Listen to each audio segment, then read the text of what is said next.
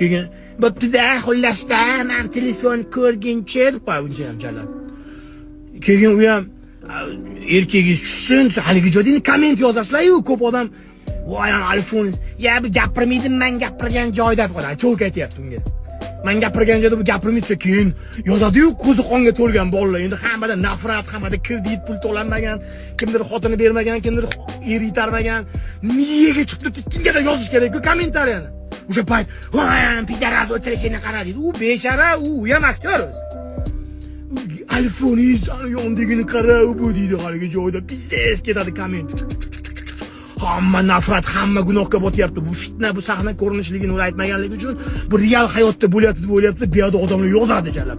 Bular hali u dunyoda gunohiga ham qoladi bu jalab. Keyin chiqib qoladida o'zi $1000 ham turmaydigan iPhone'ni 2000 deydi haligi. Keyin aytadi, "Jinnimisiz?" Unga ham komment yozadi. Bu jinnimi bu qiz? Odamlar yozadi-yu, nafratda-yu hamma. Bu tavba yapmasan o'zi $1000 ham turmaydi-ku, basharani qara turishini. O'tdi kommentda uni labini ham gapirishadi, turishini ham, gapirish ohangini ham, sansirashini ham, tarbiyasini ham hamma yig'ilib qolgan g'nevni yozadi haligi.